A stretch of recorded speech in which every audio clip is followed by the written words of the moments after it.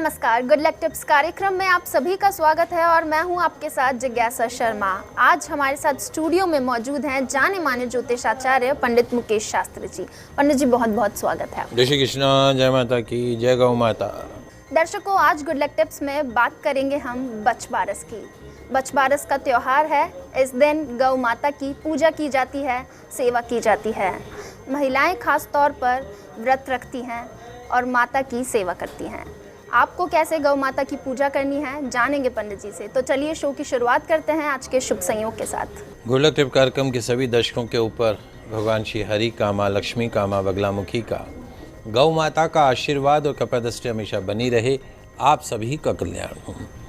आज आपके पसंदीदा शो गुड लक टिप्स में हम बात करेंगे आज बछ बारस वत्स द्वादशी पर की जाने वाली गौ माता की पूजा विधि के बारे में। तो जल्दी से कागज कलम लेकर बैठ जाइए, लिखते जाइए, समझते जाइए। इस तरह की व्रत उपवास से जुड़ी जानकारी सिर्फ और सिर्फ आपके पसंदीदा news channel first India news Rajasthan के आपके पसंदीदा शो गुड लक टिप्स में ही दी जाती है। चलिए शुरुआत करते हैं आज के शुभ संयोग के साथ। दोस्तों, आज बुधवार का दिन है, दिनांक 24 अगस्त सन 2022। भाद्रपद मास के कृष्ण पक्ष की आज द्वादशी तिथि है। आज बछ बारस का त्यौहार मनाया जाएगा। वत्स द्वादशी आज के दिन मनाई जाएगी। साथ ही आज प्रदोष व्रत भी किया जाएगा। तो आज बड़ा ही दुर्लभ संयोग बन पड़ा है। बछ बारस, बुधवार का दिन, वत्स द्वादशी, प्रदोष व्रत। ऐसे दुर्लभ संयोग पर आज के दिन गौ माता की सेवा करने से, गौ माता और बछड़े की पूजा करने से, बछ बारस का व्रत रखने से, प्रदोष का व्रत रखने से आपको वंश वृद्धि का सुख प्रदान हो सकता है। वर्षों से सोनी गोद में संतान की किलकारियां गूंज सकती है। आपकी बीमार संतान की जो काया है वो निरोगी बन सकती है। सारे मनोकामना, सारे कष्ट दूर हो सकते हैं। आज बछ बारस के दिन घरों में चाकू का काटा हुआ नहीं बनाया जाता है। अतः विशेष रूप से आज के दिन चने, हरे मूंग, कड़ी इत्यादि पकवान बनाए जाते हैं जिन्हें चक्कू से नहीं काटा जाता हो। ऐसे पकवान बनाए जाते हैं और व्रत में उन्हीं चीज़ों का भोग लगाया जाता है, उन्हीं पकवानों का भोग लगाया जाता है। आज के दिन गौ माता के दूध से बनी खाद्य वस्तुओं का प्रयोग भी शास्त्र सम्मत नहीं माना गया है, उपयोग नहीं किया जाता है। तो दोस्तों, आज बछ बारस का त्यौहार है, वत्स द्वादशी का त्यौहार है, बलि द्वादशी का त्यौहार है। और ऐसे त्यौहार पर निश्चित तौर पर गौ माता की सेवा आपकी हर मनोकामना को पूर्ण कर सकती है। समय की धूल ने इस बछ बारस पर्व के उल्लास को थोड़ा सा ढक दिया है। बछ बारस के दिन परिवार की महिलाएं गौ माता की, बछड़े की पूजन करती है। उसके पश्चात माताएं गौ और गौ माता के बच्चे अर्थात बछड़े की पूजा करने के पश्चात अपने बच्चों को प्रसाद के रूप में सूखा नारियल देती हैं। आज का जो पर्व है बछ बारस विशेष रूप से गौ सेवा के लिए है। गौ माता का अपने बच्चों के प्रेम के प्रति है और माता का अपने बच्चों की लंबी आयु, सुख, शांति से जुड़ा हुआ पर्व है। निसंतान दंपतियों को बछ बारस का व्रत रखने से उनको संतान की प्राप्ति होती है। जो आज के दिन व्रत करता हो, संतान की कामना से व्रत करता हो, निश्चित तौर पे गौ माता के आशीर्वाद से उसे संतान सुख प्राप्त होता है। बछ बारस का ये व्रत संतान प्राप्ति, सुखी जीवन की कामना के लिए किया जाता है। विशेष रूप से महिलाओं का पर्व होता है। संतान की कामना के लिए आज का व्रत किया जाता है। अंकुरित मोठ, हरे मूंग, चने आदि को भोजन में उपयोग किया जाता है। प्रसाद के रूप में उन्हें ही चढ़ाया जाता है। परंपरा के अनुसार आज के दिन चाकू से कटी भोजन सामग्री से परहेज करना चाहिए। व्रत खोलने के लिए भोजन में कड़ी, मक्के की रोटी, हरे मूंग, चने, भुजिया इत्यादि बनाई जाती है। तो दोस्तों, आज का ये एपिसोड हमारे उन विवाहित महिला दर्शकों के लिए है जो अपने विवाह के कई सालों के पश्चात भी संतान सुख से वंचित है, जिन्हें बार बार अबॉर्शन का सामना करना पड़ रहा है, संतान किसी गंभीर लाइलाज बीमारी से पीड़ित है। तो आप परेशान मत होइए। आपकी सभी परेशानियों का समाधान करने के लिए एक विशेष त्यौहार बछ बारस आज बड़े ही धूमधाम से मनाया जाएगा। और बछ बारस पे गौ माता की पूजा कैसे करनी है, गौ माता की व्रत की कथा क्या रहेगी, बछ बारस का व्रत आपको किस प्रकार वंश वृद्धि का सुख प्रदान कर सकता है, वर्षों से सूनी गोद में संतान के किलकारियों को गुंजा सकता है, आपकी संतान को निरोगी बना सकता है, ये सब आज मैं आपके पसंदीदा शो गुड लक टिप्स में बताऊंगा। तो दर्शकों, पंडित जी ने आपको बताया बछ बारस के बारे में, क्यों बछ बारस का त्यौहार मनाया जाता है। चलिए अब पंडित जी से जानते हैं कि गौ सेवा की महिमा क्या है, क्यों इस दिन गौ सेवा की जाती है। चलिए जानते हैं। माँ गौ माता की जय हो। दोस्तों, गौ माता को सारे शास्त्रों में सर्व तीर्थमयी मुक्ति प्रदायिनी कहा गया है। गौ माता के शरीर में सारे देवी देवताओं का निवास माना गया है। ब्रह्मवैवर्त पुराण के अनुसार गौ माता के चरणों में समस्त तीर्थ हैं। गौ माता के गोबर में साक्षात माता लक्ष्मी का वास माना गया है। गौ माता के चरणों में लगी रज मिट्टी का जो व्यक्ति प्रतिदिन तिलक करता हो, उसे किसी भी तीर्थ में जाने की आवश्यकता नहीं पड़ती है, क्योंकि उसे सारा फल उसी समय वहीं प्राप्त हो जाता है। जिस घर या मंदिर में गौ माता का निवास होता है, उस जगह को साक्षात देवभूमि माना गया है। जहाँ गौ माता हो, यदि ऐसे स्थान पर कोई भी व्रत करे, जप करे, साधना करे, श्राद्ध करे, तर्पण करे, यज्ञ करे, उपवास करे, वह अनंत फलदायी होकर अक्षय फल देने वाला माना जाता है। महाभारत शास्त्र कहता है, सारे यज्ञ करने में जो पुण्य है, सारे तीर्थ नहाने से, स्नान करने से जो फल मिलता है, वो फल गौ माता को सेवा करने से, गौ माता की पूजन करने से, गौ माता को चारा खिलाने से सहज ही प्राप्त हो जाता है। विष्णु पुराण के अनुसार व्यक्ति के किसी भी अनिष्ट की निवृत्ति के लिए गौ माता के पूजन का विधान माना गया है। अनेक तरह के अरिष्टकारी, भूचर, खेचर और जलचर आदि दुर्योग उस व्यक्ति को छू भी नहीं सकते हैं जो रोजाना गौ माता की सेवा करता हो, जो रोजाना गौ माता के लिए चारे या रोटी का व्यवस्था करता हो। उसके किसी भी तरह का दुख, दर्द, तकलीफ उसको छू भी नहीं सकती है। और जो व्यक्ति प्रतिदिन भोजन करने से पहले गौ माता को ग्रास अर्पण करता हो, सत्यशील प्राणी श्री विजय ऐश्वर्य को प्राप्त कर लेता है। जो व्यक्ति प्रातःकाल उठने के पश्चात नित्य गौ माता के दर्शन करता है, उसकी कभी अकाल मृत्यु नहीं हो सकती है। ये बात महाभारत में बहुत ही प्रामाणिकता के साथ में कही गई है। तो इस प्रकार इससे गौ माता की पूजन का महत्व है। गौ सेवा की महिमा के बारे में पंडित जी ने आप सभी को बताया। आज बछ बारस है, इस दिन महिलाएं व्रत करेंगी, लेकिन व्रत के साथ साथ आपको कैसे इस दिन गौ माता की पूजा करनी है, क्या पूजन विधि रहेगी, चलिए पंडित जी से जानते हैं। जी बिल्कुल, आइए जान लेते हैं बछ बारस पूजन की सरल विधि। तो आज प्रातःकाल स्नान आदि से निवृत्त होने के पश्चात में स्वच्छ वस्त्र धारण कर लीजिएगा। दूध देने वाली गाय बछड़े सहित ऐसी हो, उस गौ माता का पूजन का विधान है। गौ माता को स्नान कराया जाता है, फिर गौ माता और बछड़े को नया वस्त्र ओढ़ाया जाता है। गौ माता के और बछड़े के गले में फूलों की माला पहनाई जाती है। मस्तक पर चंदन का तिलक किया जाता है। गौ माता के सींगों को मढ़ा जाता है। तांबे के पात्र में सुगंध, अक्षत, तिल, जल और फूलों को मिलाकर ओम सुरभ्यै नमः, ओम सुरभ्यै नमः, ओम सुरभ्यै नमः, ओम सुरभ्यै नमः मंत्र का उच्चारण करते हुए गौ माता के चरणों का प्रक्षालन करना चाहिए। गौ माता को उड़द से बने भोज्य पदार्थ खिलाने चाहिए। गौ माता का पूजन करने के बाद वत्स द्वादशी की कथा सुनी जाती है। सारा दिन व्रत रखकर रात्रि में अपने इष्ट देव और गौ माता की आरती की जाती है। उसके पश्चात भोजन ग्रहण किया जाता है। निसंतान दंपतियों को आज के दिन जिस समय गौ माता अपने बछड़े या बछड़ी को दूध पिला रही हो, आप गौशाला चले जाइएगा। हमारे वो दर्शक जिन्हें संतान सुख नहीं प्राप्त हो रहा है, आज बछ बारस के दिन गौशाला जाइएगा। थोड़ा इंतजार कीजिएगा।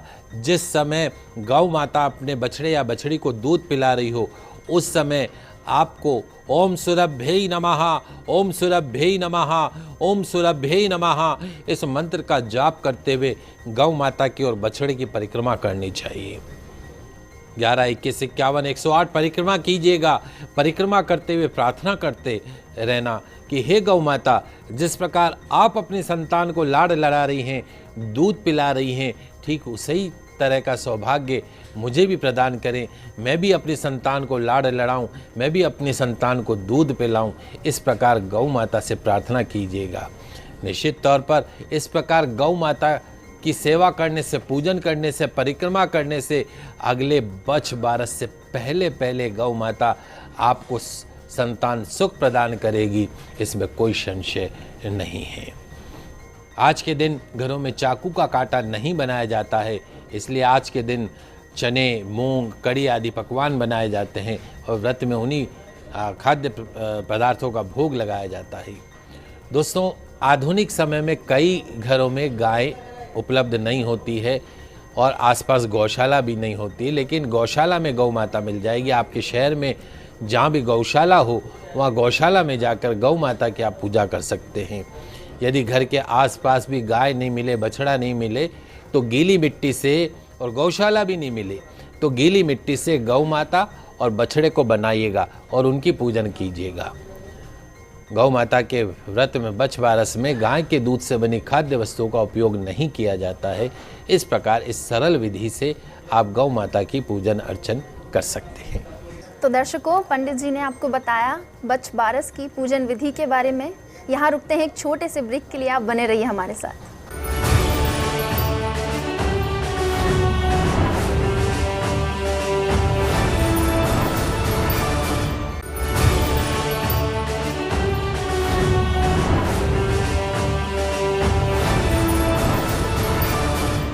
ब्रेक के बाद एक बार फिर से आप सभी का स्वागत है। आज बछ बारस का पर्व है, ऐसे में महिलाएं खास तौर पर आज के दिन व्रत रखती हैं। आप भी आज व्रत रख रहे हैं, तो कथा क्या होगी बछ बारस की, ये जानना बेहद ज़रूरी है। चलिए पंडित जी से जानते हैं बछ बारस की कथा के बारे में। जी बिल्कुल, आइए सुन लेते हैं व्रत में सुनने वाली एक महत्वपूर्ण कथा, बछ बारस की कथा। आप हाथ में गेहूं के दाने लेके इस कथा को सुन सकते हैं। एक साहूकार था, उसके 7 बेटे बहू थे और कई पोते थे। उसने अपने गांव में एक तालाब बनवाया था।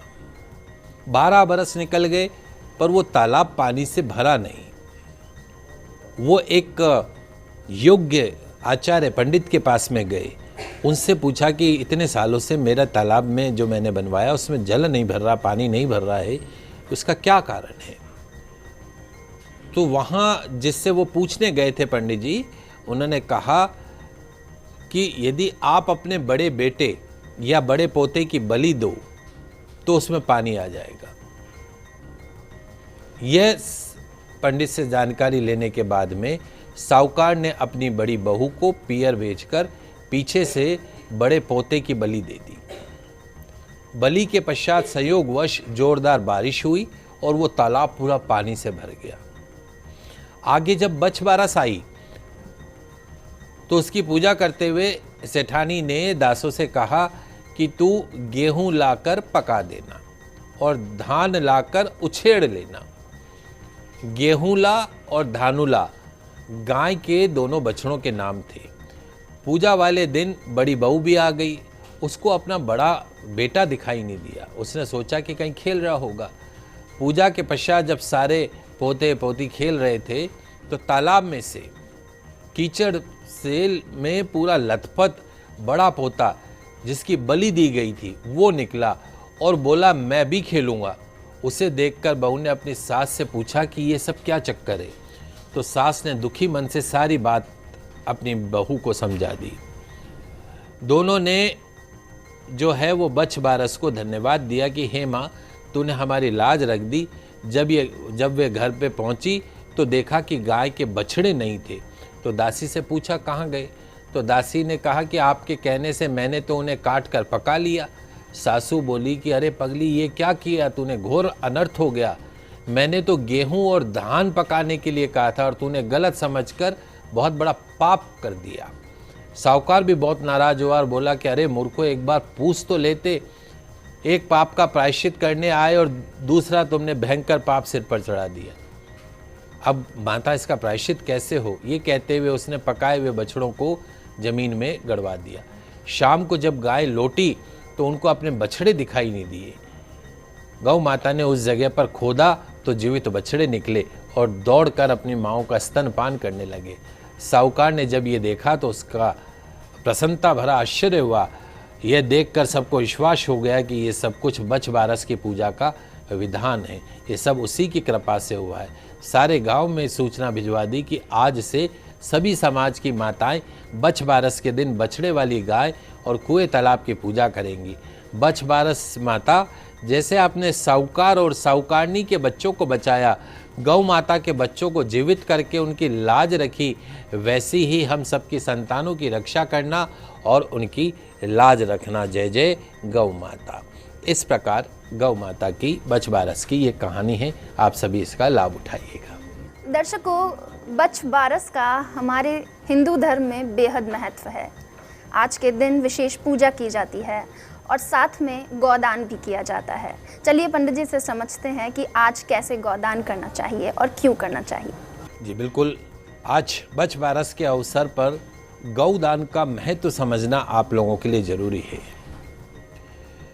दोस्तों, आपके हमारे 100 वर्ष पूर्ण होने के पश्चात, मृत्यु के पश्चात, 11.5 महीने के पिंड ग्रहण करने के पश्चात, मृत्यु के पश्चात हर महीने का जो पिंड होता है, उस पिंड को ग्रहण करने के पश्चात जो आत्मा होती है 11.5 महीने में अंगुष्ठ बराबर शरीर को ग्रहण करती है। अंगूठे के बराबर आत्मा शरीर को ग्रहण करती है। 11.5 महीने के पश्चात उन पिंडों से अंगुष्ठ बराबर आत्मा का शरीर बनता है और वो यमलोक के लिए आगे निकलती है। यमलोक के मार्ग में जिस प्रकार दुखद और कष्टकारी वहाँ पे अड़चने हैं, रुकावटें हैं, ठीक उसी प्रकार यमपुरी की वैतरणी नदी भी भयावह है। रास्ते में एक नदी है, वैतरणी नदी। गरुड़ पुराण कहता है कि उस वैतरणी नदी का जो विस्तार है वो 100 योजन यानी 120 किलोमीटर है। धरती की नदियों में जिस तरीके से जल प्रवाहित होता है, ठीक उसी प्रकार उस वैतरणी नदी में रक्त प्रवाहित होता है, खून प्रवाहित होता है, मवाद बहता है। जब यमदूत उस नदी के पास मृत पापी मनुष्य की जीवात्मा को लेकर आते हैं तो नदी उन्हें देखकर गर्जना करने लगती है। नदी में बहता हुआ रक्त खोलने लगता है, जिससे पाप कर्म करने वाले व्यक्ति की जीवात्मा भय से कांपने लगती है।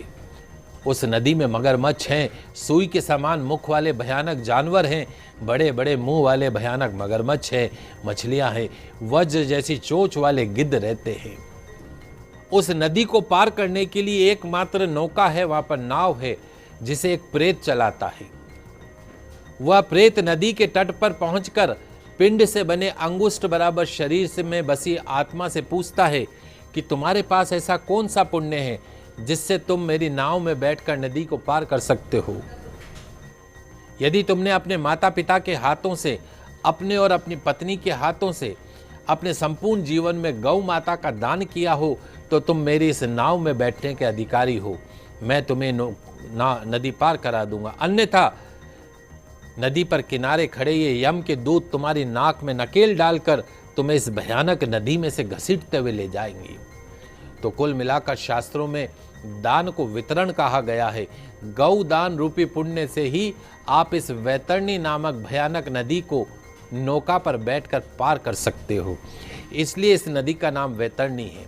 तो जिस जीवात्मा के पास गौदान रूपी पुण्य नहीं होता, उसकी नाक में कांटा फंसाकर आकाश मार्ग में विचरण करने वाले यम के दूत नदी के ऊपर से खींचते हुए ले जाते हैं। पिंड से बनी शरीर को नदी में मौजूद भयानक जीव काटते रहते हैं। उस वैतरणी नदी को पार करने के लिए ही शास्त्रों में गौदान करने को कहा गया। इसलिए मनुष्य को, आपको और हमको अपने संपूर्ण जीवन में एक बार गौदान अवश्य करना चाहिए। यदि आप अपने पितृ मातृ ऋण से मुक्ति चाहते हैं तो अपने बूढ़े माँ बाप के हाथ से गौदान करवा दीजिए, जिससे उनका और आपका दोनों का यही लोक परलोक सुधर जाएगा। गौदान आजकल आप गौशाला में भी जाके कर सकते हैं, वहीं से पैसा दे दीजिए गौ माता का और वहीं पे दान कर दीजिए। ध्यान रखें, गौदान ऐसी गौ माता का किया जाना चाहिए जिसे पहले कभी दान नहीं किया गया हो। तो इस प्रकार गौ दान की महिमा आप समझ लीजिए।